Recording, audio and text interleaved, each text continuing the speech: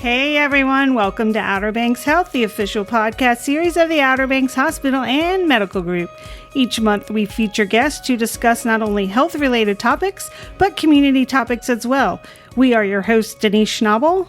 And I'm Wendy Kelly. Denise, guess who's in the studio today? Who? Who do we have today, Wendy? What? Guess. All right, let's play 20 questions. Is it a resident? Yes, he is, but he grew up in Nova Scotia.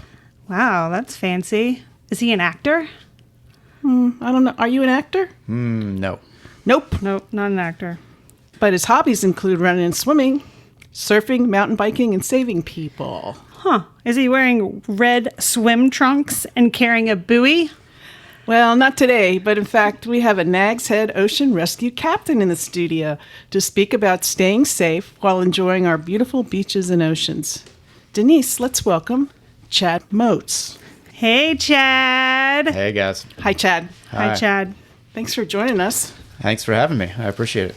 So, Nova Scotia, huh? Let's talk about Nova Scotia. How does one go from Nova Scotia to the Outer Banks of North Carolina? Sure. You want the long story or the short story? Whichever one you want to share. It's your story. We can edit you. All right. So I had a friend in college I ran cross country with. We were teammates, and he grew up lifeguarding. And I guess it was late 90s. He and his friend were searching out a place that could go that had a longer summer season. So Nova Scotia, they have a really nice summer, but it's kind of short. So it's about 8 weeks, July and August. And in the infancy of the internet, they got on and searched for a place in the United States where they would have a longer season and make some rescues and have some action. So 1998, Nags Head and the Outer Banks had a super busy summer. So I've got a flag that's framed in our station that flew over the White House to recognize Nags Head Ocean Rescue and the heroic acts they did in 1998. Storms, nor'easters off the coast during the middle of summer, peak of summer, and they had red flags flying for, the legend goes, like 2 weeks, and people kind of ignored the warnings, and they're constantly making rescues. And Wow. estimate somewhere in the neighborhood of like 700 to 800 rescues within like a 10-day to 2-week period. So they read about that on the internet, and they applied to come down here. And that was 1999. So I ran cross country with this fella, and a couple years later, he asked me if I was interested in going lifeguard with him in North Carolina. At the time, I'd spent my summers working at a summer camp. I'd always been interested in lifeguarding and doing the job, but never had that exposure growing up. So I spent the winter training and went through lifeguard classes and getting in the pool and swimming in order to prepare myself for this. And so 2001 was my first summer down here. And you had never been here. Never been here before. Actually, that's not true. I ended up driving him and his friend down here at the 99. We made a road trip out of it. Wow. And dropped them off, spent a few days here, and hung out. And so I did see the place before coming down here for the first time. But that's the story. So your intention was to try out to be a guard? Yeah. And so you had never done that before, like for being in a pool or a small lake. You came to the Atlantic Ocean to try it out. I did, yeah. So, I mean, I spent the winter between 2000 and 2001 doing all the lifeguard classes back in Nova Scotia. And I applied that summer then to work on the beach in Nova Scotia and to applied to work down here. And got job offers to come both places and followed my friend down here in 2001. And I planned to come down for one summer, and The rest is history. one summer turned into two, and two turned into three, and yeah, then never left. Is your friend still here? No. So I also had the blessing, I guess, of my parents were from the United States, and I was born in Canada. So I have dual citizenship, which made the transition for me really easy. He's a career firefighter in Ottawa, and so he's been doing that for the So last he 20 went back. years. Yeah. Everybody's saving lives. Well, so now that you're here, how many guards are there on the Outer Banks right now? Total, like across the Well, entire...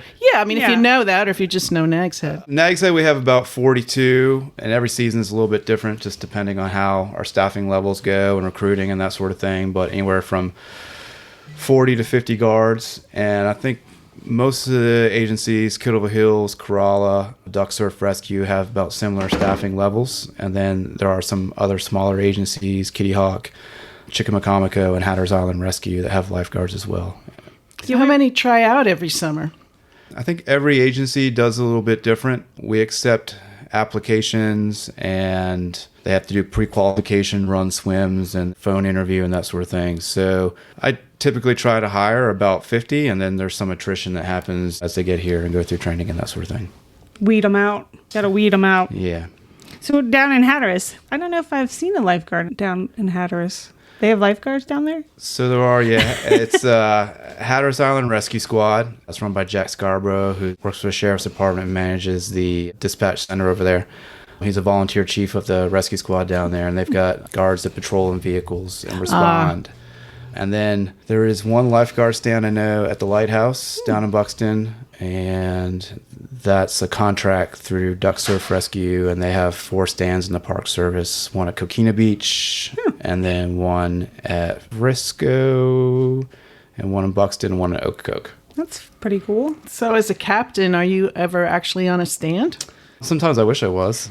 I mean, I do drive down the beach and I'll stop and sit with the guards, but that doesn't happen necessarily as much as I would like it to. I deal with a lot of the administrative stuff and budgetary stuff and stuff behind the scenes. And then I try to get out on the beach as much as I can every day. And sometimes that's more and sometimes that's less. I do enjoy going up and down the beach and sitting, talking with the guards and getting to know them and developing those kind of interpersonal relationships as well. It's great. All right, so let's start on beach safety. Now that we've gotten, he's a lifeguard, we got it. Sure. All right, big topic currently, holes on the beach. Yeah. It's been Talk to us about how bad that is. It's been in the news a lot. Yeah, it there's has. been lots of questions. It's something I think that's always been around. For whatever reason, when people come to the beach, like digging holes on the beach is much more fun than digging holes in your backyard for some reason. I think it's just the ease of being able to move sand, and it can be dangerous, plain and simple.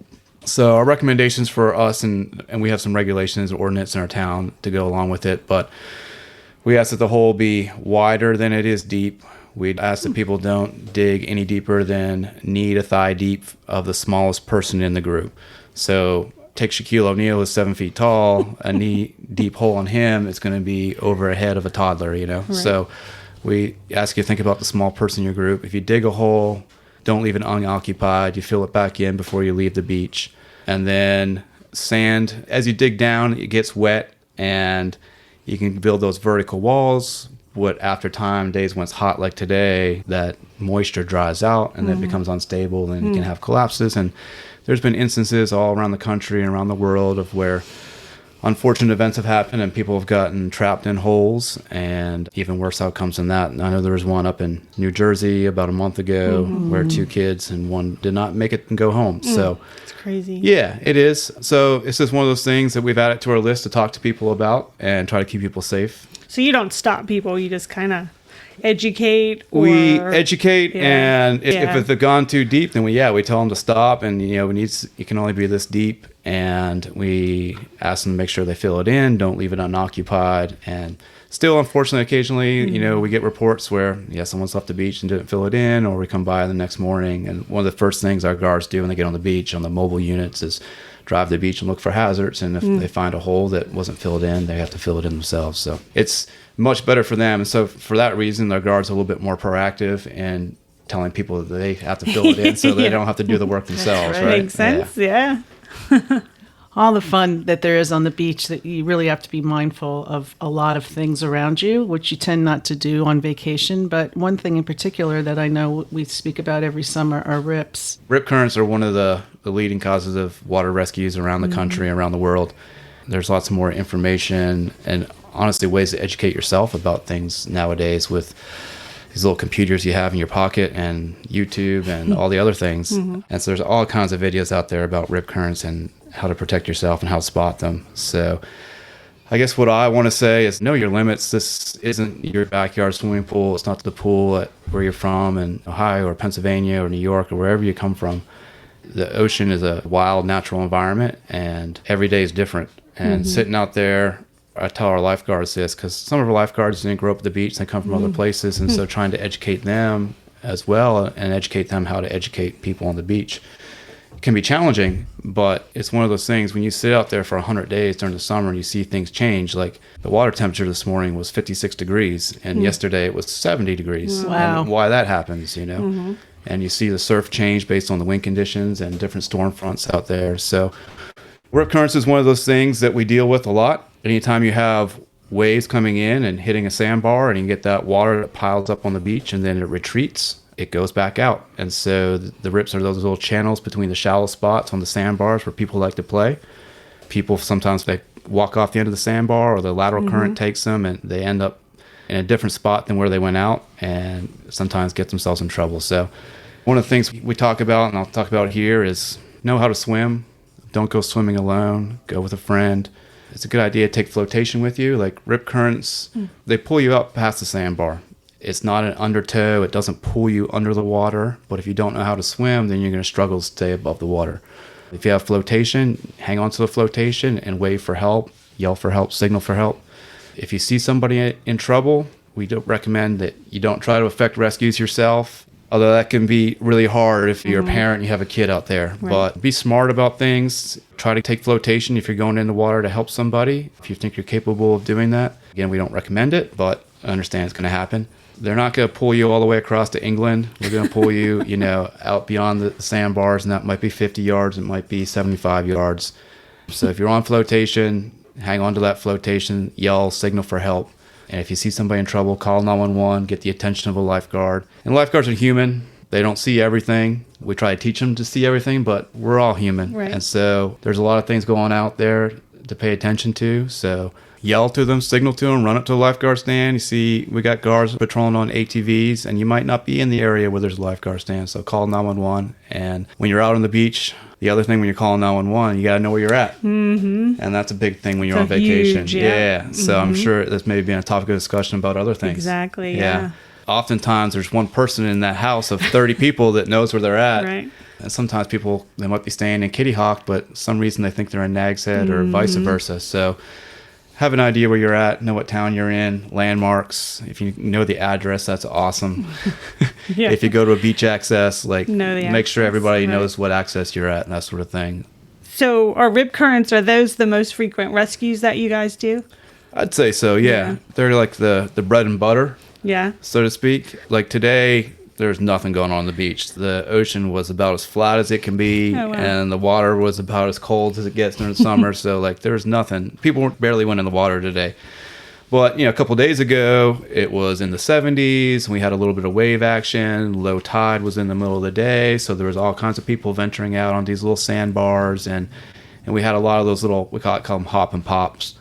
But people just kind of falling off the end of the sandbar, and kids on boogie boards that got to where they couldn't touch the bottom, and then we're going out and assisting them and making some rescues and that sort of thing. So yeah. What other kind of things do you see out there? Yeah, one of the other big issues we deal with is strong offshore winds. I think here, probably a lot of other places, winds are usually generally calmer in the mornings, and then for whatever reason, as the land heats up, those winds pick up in the afternoon. We get those afternoon thunderstorms and that sort of thing. So usually right around 1 o'clock, you start to see the white caps on the ocean.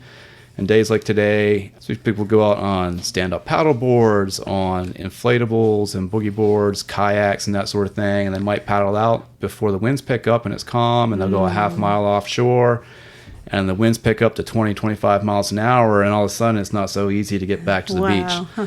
And so it's pretty manageable during the summer when we've got eyes up and down the beach. It's much more dangerous when we don't have those eyes up and down the beach. I remember a call a couple of years ago. There was a couple, a man and a woman. They rented these stand-up paddle boards and paddled out, and they were out beyond the pier, and all of a sudden the winds picked up. I think we were in training camp, so most of us were at the fire station, and we got this call. Well, what had happened is they were out there, and they struggled trying to get back in, and the boyfriend finally told the girlfriend, I think I can make it, and so he paddled for the beach and made it back to the beach about a mile down the beach south and called 911.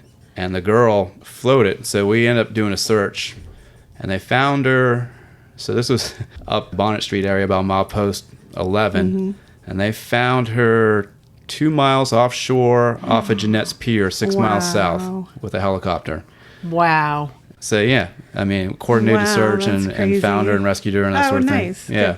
So happy ending to that one. Yeah. Woo. But it was scary. I didn't know where that was going there for a second, Chad. Yeah. What save are you most proud of? In all your Personally. many years, yes. Yeah. I've got a couple. It's funny that they're both off-duty incidents. So I got recognized for a rescue a couple years ago. I was on the beach hanging out with my two small boys. They're twins. And it just happened on the beach in front of me. We had a little onshore wind, some surf that had built up throughout the day, and just noticed a gentleman that was struggling. And I grabbed my paddleboard that I use for competitions and stuff, and I had it out there that day for training and stuff. I grabbed that and ran into water and kind of grabbed him and pulled him up above the surface and got him on my board, and struggled a little bit. He was a larger gentleman, and he was just whooped. Like, he was done. Like, he dumped his adrenaline, and he had basically given up. So anyway, got him up on the board, got him back to the beach, had some other people come in and assist me getting him out of the water and that sort of thing. But yeah, it was recognized That's great. for that. And Congratulations. Congratulations. Yeah, it was cool because my kids were there and got to see their dad. My dad, the hero. Yeah. That's amazing. The one little public service announcement I want to talk about is folks that come that are with children and think that the guards, or hope that the guards will kind of do a little babysitting. Sure. I just kind of want to underscore the importance that you remain vigilant, keeping your eyes on whomever you're in charge of. Yeah, and I mean, our guards are trained professionals. They're there when we need it and called upon, but they're not babysitters. Especially with small children in the ocean environment, it's really important that parents be lifeguards themselves. And So when a child goes down, they go down fast. yeah, it's tricky with kids too, because they don't necessarily understand and respect the ocean, or don't have the experience to understand it.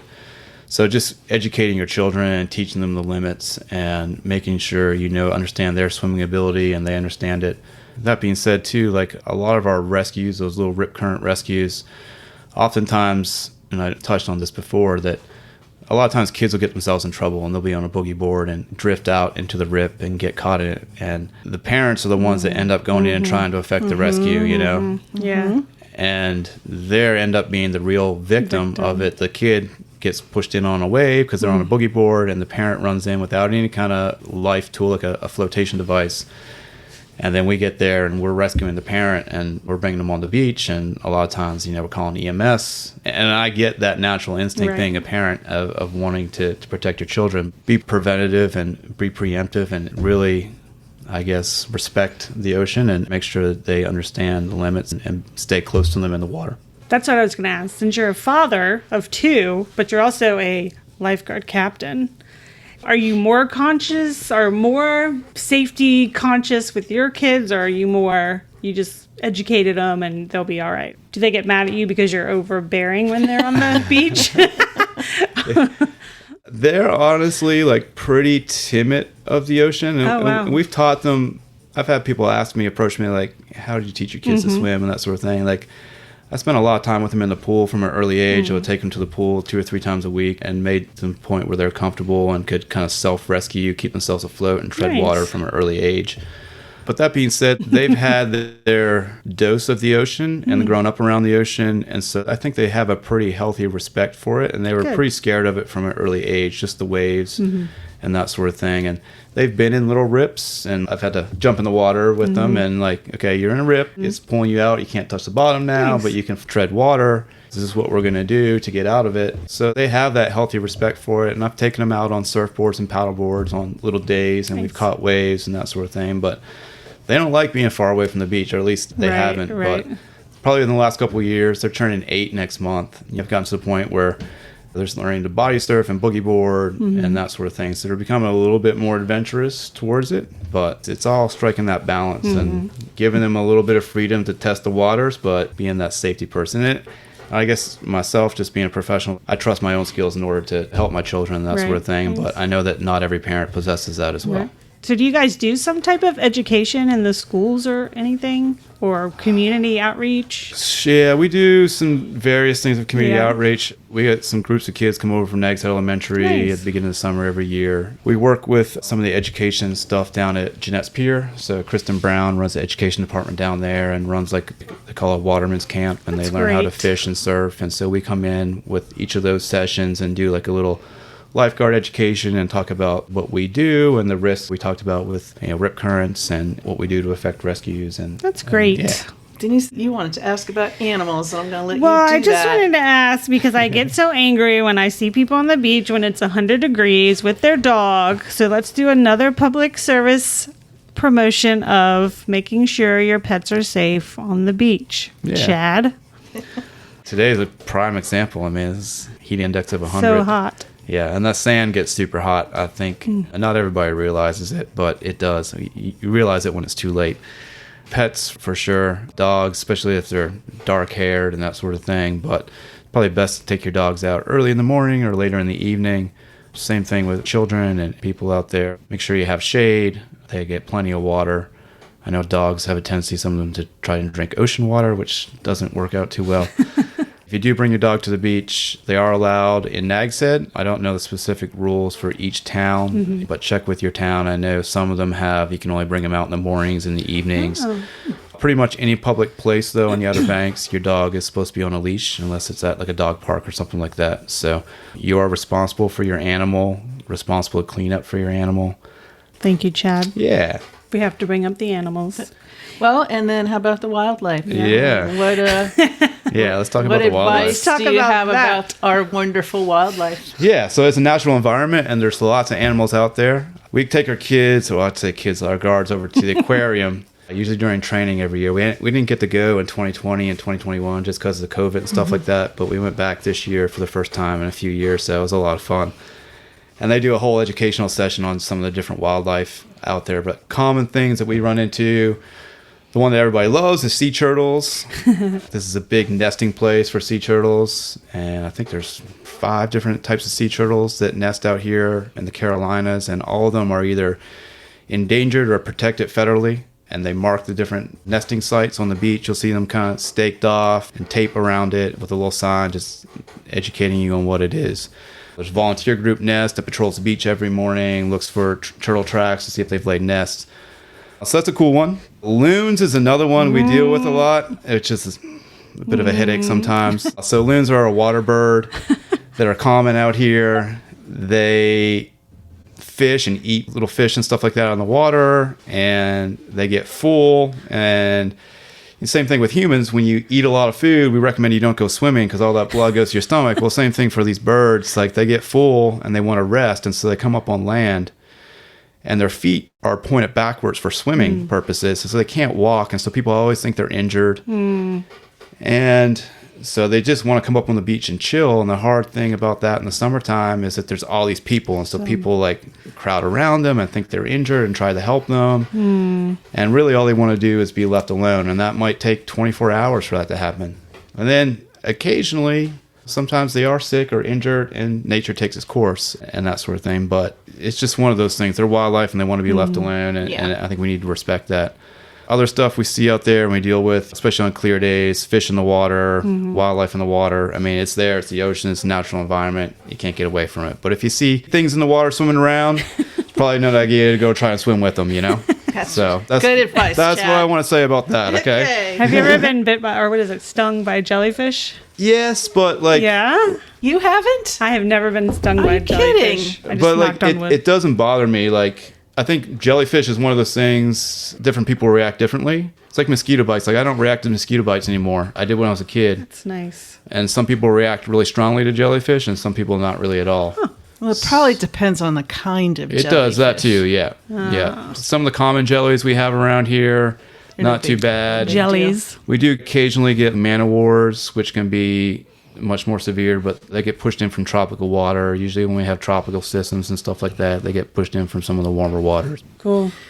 So, any other tips you want to talk about? One of the things we deal with is environmental emergencies, so heat exhaustion, heat stroke. So we talked about the sand being super hot, so we have seen people with burnt feet or dogs with burnt feet. Today is one of those days where we have environmental emergencies and people just overdoing it, whether it's going for a run in the middle of the day when it's too hot, or just going out on the beach and drinking too many cocktails and sitting in the sun and not getting any shade. So just be mindful of that. And we talked about making sure you know where your location is. That's a good one. We get children and elderly people that get lost from time to time. It's easy to go out for a walk in the morning and walk over the dune, and everything looks the same and have no idea where you are. And some of those, like especially older people, will spend hours walking back and forth because they're too proud to admit they're lost. You know, kids, on the other hand, They'll let you know they're lost right away, or like you can recognize they're running down the beach crying and there's nobody around. So that's a little easier one to deal with typically. So I have to ask a question. Have you ever hit anybody with your beach buggy? He's not going to admit that. No, I haven't, but I got a funny story All about right, somebody good. who We'll did. end on a funny story. When I was a lifeguard, there was a supervisor, and what happened, like, we used to get contracts at Guard Southern Shores. This is where that town it happened in. And the beach was kind of narrow, but we would go out with the truck in the morning and set of tracks along the dune line and try to keep that open for vehicle traffic. Well, these kids came out, and one kid buried his friend in the tire tracks. Like completely buried, and put a towel over his face and covered his face with sand, and then ran back to the house to get a camera to take a picture. And the truck came along It's like, oh, and ran over to this kid. no. And I remember the supervisor describing it. He said, "Man, it felt like I hit a speed bump." And I looked in my rear view mirror, and this kid popped up and ran away, like scared the bejeebus out of him. And the kid was fine, like nobody was hurt. All right, let's add that to the list of things we don't want people to do. Yeah. So on that note, most of the lifeguard agencies and staff, we try to have an emergency vehicle lane. It's at the toe of the dune line so that we can drive unobstructed and have a safe place to drive. Right. We Good. can also Very good. scan the water and the people on the beach. And so we ask people give us room and place to operate. And yeah, that's a funny little story to go along with that. That's excellent. All right. So this podcast is brought to you as a public service by the Outer Banks Hospital and Medical Group. If you've enjoyed this podcast, share it on your social channels. To hear more Outer Banks Health, check out the library at theobh.com/podcast. This is your host, Denise Schnabel. Stay safe.